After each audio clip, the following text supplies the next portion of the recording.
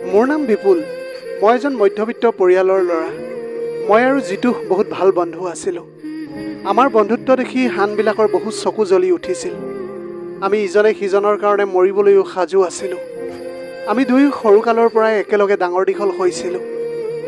আমি একেলগে খেলা ধূলা কৰিছিলোঁ, একেলগে স্কুল কলেজ, আনকি আমি একেলগে একেখন ইউনিভাৰ্চিটিৰ পৰা আমাৰ শিক্ষা শেষ কৰিছিলোঁ। মোৰ যি বস্তুৰ প্ৰয়োজন হৈছিল, মোবাইল, ঘড়ী বা আন কিবা, যিমানেই দামী বস্তু নহওক কিয়, জিতুৱে মোক আনি দিছিল আৰু তাৰ বিনিময়ত মোৰ পৰা কেতিয়াও একো বিচৰা নাছিল। ময়ো জিতুক নিজতকৈও বেছি ভাল পাইছিলোঁ। তাৰ কথা কেতিয়াও মই অমান্য কৰা নাছিলোঁ। সময়বিলাক এতিয়া এনেকৈ পাৰ হৈ গৈছিল আৰু এদিন জিতুৰ জীৱনলৈ এজনী ছোৱালী আহিল, যাক সি বহুত বেছি ভাল পাইছিল। সি কৈছিল তাই হেনো বহুত দেখিবলৈ ধুনীয়া। জিতুৱে তাইক বিয়া কৰাব বিচাৰিছিল। তাই অন্য এখন ইউনিভাৰ্চিটিত পঢ়িছিল আৰু তেনেকৈয়ে সি তাইক ক'ৰবাত লগ পাইছিল। জিতুৱে বহুতবাৰ তাৰ মনৰ কথা সেই ছোৱালীজনীক কৈছিল, কিন্তু তাই তাৰ প্ৰস্তাৱ গ্ৰহণ কৰা নাছিল, কাৰণ সিহঁত দুয়োৰ জাতিটো বেলেগ আছিল। ময়ো জিতুক বহুত বুজাইছিলোঁ যে তেওঁলোকে কেতিয়াও কোনো কাৰণতে বেলেগ জাতিৰ ল'ৰাৰ লগত বিয়া নহয়, কিন্তু জিতুৱে তাইৰ প্ৰেমত পাগলৰ দৰে হৈ গৈছিল। সি মোৰ কোনো কথাই শুনিবলৈ বিচৰা নাছিল। মই সেই ছোৱালীজনীক আজিলৈকে দেখা নাছিলোঁ, মাত্ৰ জিতুৰ মুখৰ পৰাহে তাইৰ কথাবিলাক শুনিছিলোঁ। আমাৰ ইউনিভাৰ্চিটিৰ প্ৰায় ছোৱালীয়ে জিতুৰ প্ৰেমত পৰিবলৈ বিচাৰিছিল, কাৰণ সি দেখাত বহুত ধুনীয়া হোৱাৰ উপৰিও বহুত ধনী ঘৰৰ ল'ৰা আছিল। জিতুৰ লগত থাকি মই এই কথাটো ভালকৈ বুজিবলৈ পাৰিছিলোঁ যে এই পৃথিৱীত টকাই সকলো, টকা থাকিলে সকলো সম্ভৱ হয়। ইউনিভাৰ্চিটিত সকলো ল'ৰা ছোৱালীয়ে জিতুৰ লগত বন্ধুত্ব কৰিবলৈ বিচাৰিছিল। মোক কোনোৱে বেছি ভাল পোৱা নাছিল, কাৰণ মই এজন মধ্যবিত্ত ঘৰৰ ল'ৰা আছিলোঁ। এনেকুৱা নহয় যে মই দেখিবলৈ বেয়া আছিলোঁ, মোৰ ব্যক্তিত্বও কম নাছিল, মাত্ৰ এই কাৰণেই আছিল যে মই দুখীয়া আছিলোঁ। মোৰ ইউনিভাৰ্চিটিৰ পঢ়া খৰচো মায়ে কোনোমতেহে বহন কৰিবলৈ পাৰিছিল। জিতুৰ পৰিয়ালত তাৰ মাক দেউতাক আৰু এজন ভায়েক আৰু এজনী ভনীয়েক আছিল, আৰু মোৰ পৰিয়ালত মা আৰু মোৰ 4জনী ভনী আছিল। মই সৰু থাকোঁতেই মোৰ দেউতা ঢুকাইছিল। দুজনী ভনীৰ বিয়া হৈ গৈছিল আৰু দুজনী এতিয়াও ঘৰতে আছিল। দুয়োজনী ভণ্টীয়ে এতিয়া পঢ়া শুনা শেষ কৰি প্ৰাইভেট কোম্পানী এটাত কাম কৰিছিল, আৰু মায়ে চিলাই কাম কৰি ঘৰৰ খৰচ চলিয়াইছিল। মোৰ 4জনী ভনীৰ মাজত ভায়েক মাত্ৰ ময়ে আছিলোঁ। সেইকাৰণে মোৰ সকলো ইচ্ছা তেওঁলোকে পূৰণ কৰিবলৈ বিচাৰিছিল।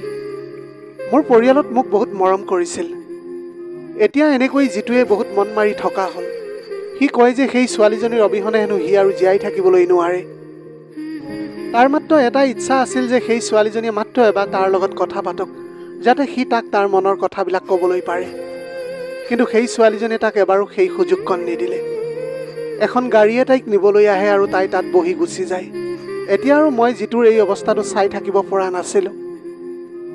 মই এতিয়া সিদ্ধান্ত লৈছিলোঁ যে মই নিজেই সেই ছোৱালীজনীৰ লগত কথা পাতিম। জিতুৱে মোক বহুত মানা কৰি আছিল, কিন্তু মই তাৰ একো কথাই নামানিলোঁ। মই তাই পঢ়া ইউনিভাৰ্চিটিৰ গেটত থিয় হৈ থাকিলোঁ। সেই ছোৱালীজনী গেটেৰে বাহিৰলৈ ওলাই আহিছিল। দেখিলোঁ যে তাই ধুনীয়া বগা চুৰিজাৰ এযোৰ পিন্ধি আছিল। তাই আগুৱাই আহি আছিল।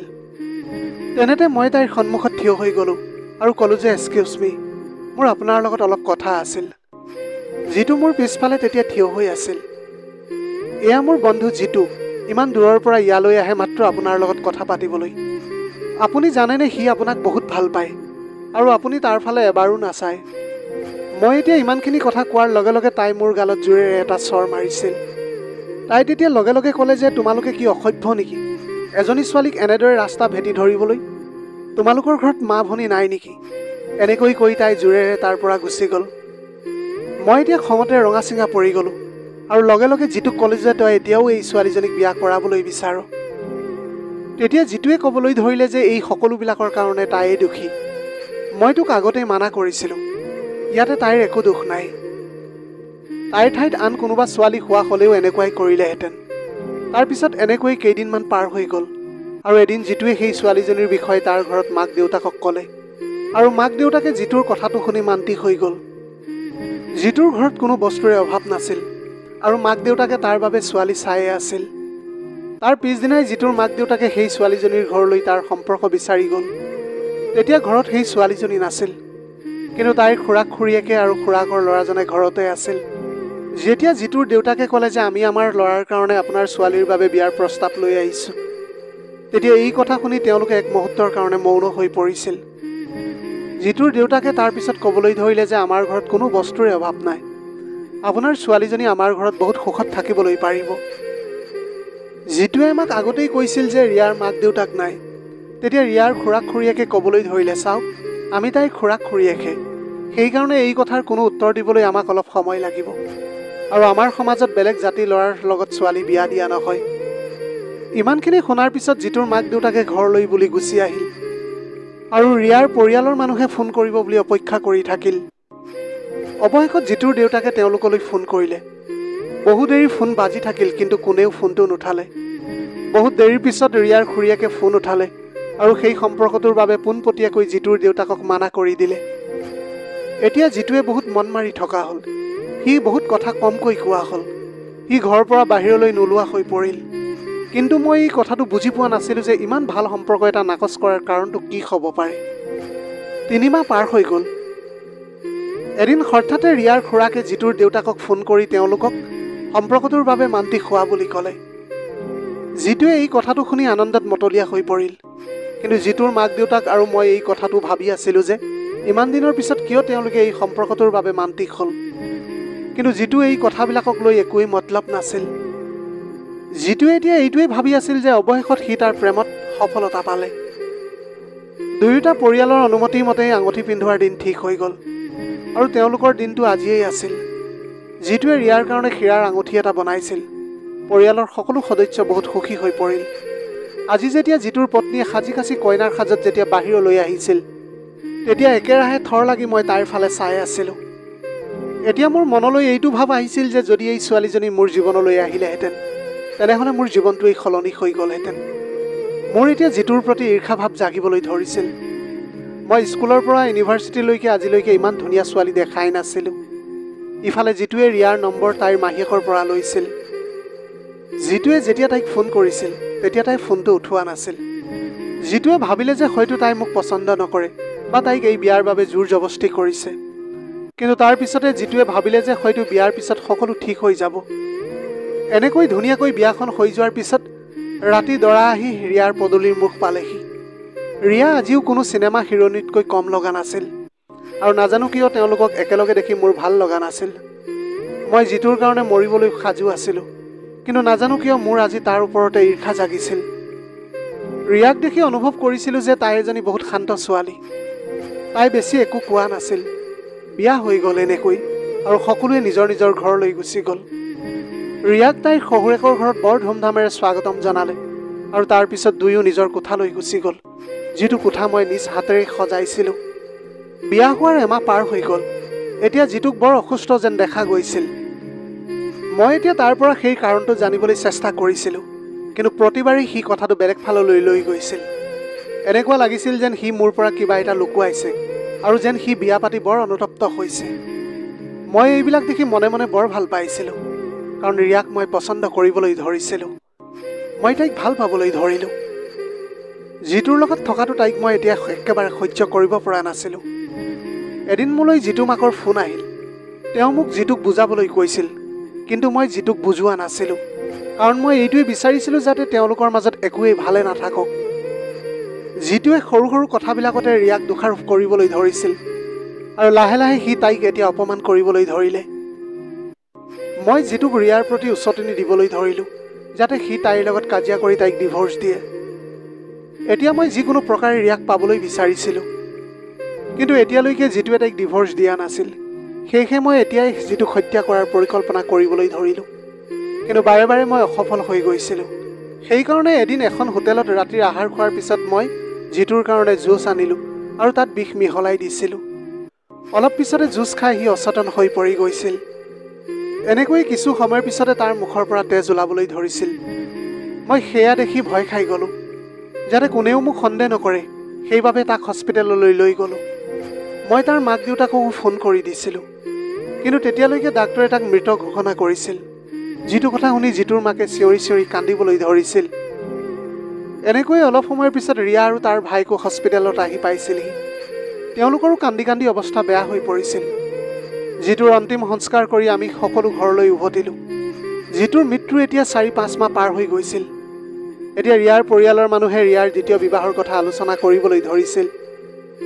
ইফালে মই কৰা কাৰ্যৰ প্ৰতি মোৰ অলপো অনুশোচনা হোৱা নাছিল। মই তেতিয়া জিতুৰ মাক দেউতাকক ক'লোঁ যে আপুনি ইফালে সিফালে ল'ৰা বিচৰাৰ কোনো প্ৰয়োজন নাই, মই ৰিয়াক নিজৰ কৰি ল'ম।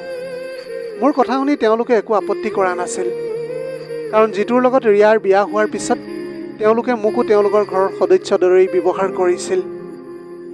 যেতিয়া ৰিয়াই এই কথাটো গম পালে তেতিয়া লগে লগে মানা কৰি দিছিল, কিন্তু বহুতবাৰ শাহু শহুৰেকে বুজোৱাৰ পিছত তাইও মোৰ লগত বিয়াত বহিবলৈ মান্তি হৈ গ'ল। একেবাৰে সাধাৰণভাৱে আমাৰ বিয়াখন হৈ গ'ল। মই আজি বহুত সুখী আছিলোঁ, কাৰণ ইমান চেষ্টাৰ ফলত মই ৰিয়াক পাবলৈ সক্ষম হৈছিলোঁ আৰু মোৰ সকলোতকৈ আপোন বন্ধুজনকো মই হত্যা কৰিছিলোঁ। মোৰ মা আৰু ভণ্টি কেইজনীও মোৰ বিয়াখনক লৈ বহুত সুখী আছিল। মই ফূৰ্তিতে আপোন পাহৰা হৈ গৈছিলোঁ, কাৰণ আজি মোৰ কোঠাত মোৰ প্ৰেমে মোৰ কইনা হৈ বহি আছিল। কিন্তু যেতিয়া মই মোৰ কোঠাৰ ভিতৰলৈ গ'লোঁ তেতিয়া মোৰ ভিতৰৰ দৃশ্য দেখি মোৰ চকু কঁপালত উঠিল, কাৰণ তেতিয়া মই দেখিছিলোঁ যে ৰিয়াই বগা কাপোৰ এখন মেৰিয়াই মৰাশৰ দৰে শুই আছিল। মই যেতিয়া তাইক মাতি এই বিষয় সুধিছিলোঁ তেতিয়া তাই মোক ক'বলৈ ধৰিলে যে তুমি মোৰ পৰা একো আশা নকৰিবা, মই কেতিয়াও জিতুক মোক চুবলৈ দিয়া নাছিলোঁ আৰু এতিয়া তোমাকো নিদিওঁ। প্ৰথমতে মই মোৰ খুৰা খুৰীৰ হেঁচাত জিতুৰ লগত বিয়া হ'বলগীয়া হৈছিল আৰু এতিয়া মোৰ শাহু শহুৰৰ হেঁচাত মই তোমাৰ লগত বিয়া হ'বলগীয়া হ'ল। মই এতিয়া ভাবিবলৈ ধৰিলোঁ যে হয়তো জিতুৱে এই কাৰণে ৰিয়াৰ ওপৰত খং কৰি আহিছিল। মোৰ চকুৰ পৰা তেজৰ চকু পানী ববলৈ ধৰিছিল। মই মোৰ হীৰাৰ দৰে বন্ধু এজনক হেৰুৱাই পেলাইছোঁ।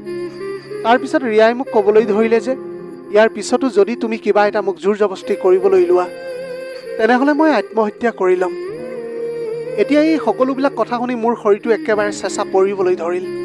মই চকুৱে এতিয়া ধুঁৱলি কুঁৱলী দেখিবলৈ ধৰিলোঁ। এদিন ৰাতি ৰিয়া গভীৰ টোপনিত আছিল। তেতিয়া মই তাইৰ সেই বগা চাদৰখন গাৰ পৰা গুচালোঁ। তেতিয়া তাই লগে লগে উঠি বহিবলৈ ধৰিছিল। তাইক দেখি মই নিজকে নিয়ন্ত্ৰণ কৰিব পৰা নাছিলোঁ। এতিয়া মোৰ শক্তিৰ আগত তাই নিজকে এৰুৱাব পৰা নাছিল। তাইৰ পিঠিত যেতিয়া মোৰ হাতখন লাগিল তেতিয়া মোৰ অলপ অদ্ভুত যেন অনুভৱ হ'ল, আৰু যেতিয়া মই তাইৰ পিঠিখন ভালকৈ চালোঁ তেতিয়া দেখিলোঁ যে তাইৰ পিঠিত যেন কোনোবাই চোকা অস্ত্ৰৰে কিবা এটা লিখি থৈছে। সেয়া দেখি মোৰ গাৰ নোম একেবাৰে শিয়ৰি উঠিল। মই তাইক সুধিলোঁ যে এইবিলাক কি? তেতিয়াই ৰিয়াই কান্দিবলৈ ধৰিলে আৰু ক'লে যে এইটোৱেই কাৰণ আছিল যাৰ বাবে মই জিতুক আৰু এতিয়া তোমাক মই মোৰ ওচৰলৈ আহিবলৈ দিয়া নাছিলোঁ। মোৰ পিঠিত এই নাম ৰিদীপে লিখিছিল এখন চুৰিৰে। মই তাক ভাল পাই পেলাইছিলোঁ, কিন্তু সি এজন সম্পূৰ্ণৰূপে মানসিক ৰোগী আছিল। সি মোৰ লগত তাৰ মনলৈ যি আহে সেয়াই কৰিছিল। সি এনেকৈ ভাবিছিল যে যেতিয়াই মই ওপৰলৈ চাওঁ তেতিয়াই যেন মই মাত্ৰ তাকেই দেখা পাওঁ। মই মাত্ৰ তাৰেই আছিলোঁ, আৰু যদি কোনোবাই মোৰ ফালে চায় তেতিয়া সি মোক তাতেই মাৰপিট আৰম্ভ কৰি দিছিল। এদিন এখন হোটেলত আমি দুয়ো বহি আছিলোঁ। মই এযোৰ চুটি কাপোৰ পিন্ধি গৈছিলোঁ আৰু তাতে এজন ল'ৰাই মোৰ পিঠিৰ ফালে চাই আছিল, যিটো কথা ৰিদীপে একেবাৰে সহ্য কৰিব পৰা নাছিল। তাৰপিছতে সি মোক তাৰ পৰা টানি লৈ গ'ল আৰু এখন ধাৰ থকা চুৰিৰে মোৰ পিঠিত তাৰ নাম লিখিলে। মোৰ গোটেই পিঠিখনৰ পৰা তেজ বৈ আহিছিল। মই বিষতে চটফটাই আছিলোঁ, আৰু সি তেতিয়া ক'বলৈ ধৰিলে যে ইয়াৰ পিছত আৰু তোমাৰ ওপৰত কোনোৱে যাতে চকু নিদিয়ে। মই এতিয়া ৰিদীপৰ পৰা আঁতৰি থাকিবলৈ বিচাৰিছিলোঁ, আৰু সেইটো সময়তে খুৰা বেলেগ এখন চহৰলৈ বদলি হৈ গ'ল। কেইদিনমানৰ পিছত মই গম পালোঁ যে মই মা হ'বলৈ ওলাইছোঁ। যেতিয়া এই কথা মই মোৰ খুৰীক ক'লোঁ তেতিয়া তেওঁ মোক বহুত তিতা কথা শুনালে আৰু মোক গৰ্ভপাত কৰালে। সেইটো সময়তে জিতুৰ বিয়াৰ প্ৰস্তাৱ লৈ তেওঁৰ মাক দেউতাক আমাৰ ঘৰলৈ আহিছিল। খুৰা খুৰীয়ে এতিয়া মোৰ ওপৰত বহুত হেঁচা প্ৰয়োগ কৰি সেই বিয়াৰ বাবে মোক ৰাজি কৰালে।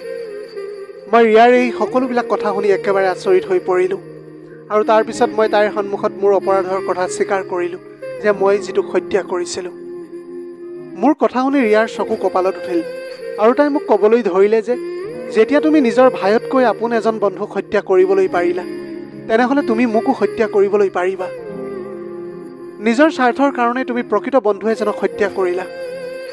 তুমি যেতিয়া জিতুৰেই হ'ব নোৱাৰিলা তেন্তে মোৰ কেনেকৈ হ'বলৈ পাৰিবা? আৰু তাৰ পিছতে ৰিয়া মোৰ ঘৰৰ পৰা গুচি গ'ল। আজি মই সম্পূৰ্ণৰূপে অকলশৰীয়া। না মোৰ ওচৰত মোৰ বন্ধু আছিল, না মোৰ প্ৰেম। আজি মই সম্পূৰ্ণৰূপে অনুতপ্ত জুইত জ্বলি আছোঁ। প্ৰিয় দৰ্শক, এয়াই আছিল আজিৰ কাহিনীৰ ভাগ। আজিৰ ভিডিঅ'টি কেনেকুৱা লাগিলে জনাব। যদি ভাল লাগিল তেনেহ'লে লগৰ বন্ধু বান্ধৱীসকলৰ মাজত শ্বেয়াৰ কৰিবলৈ নাপাহৰিব। আপোনালোকৰ গোটেই জীৱনটো হাঁহিৰে উপচি পৰক। পাৰিলে দুখীয়াজনক অলপ সহায় কৰিবলৈ চেষ্টা কৰিব। আপোনালোকৰ অকণমান সঁহাৰিয়ে যদি কোনোবা এজন দুখীয়াৰ জীৱনটো সলনি কৰিবলৈ পাৰে তাতকৈ পুণ্যৰ কাম আৰু এই পৃথিৱীত একোৱেই হ'ব নোৱাৰে। Have a nice day.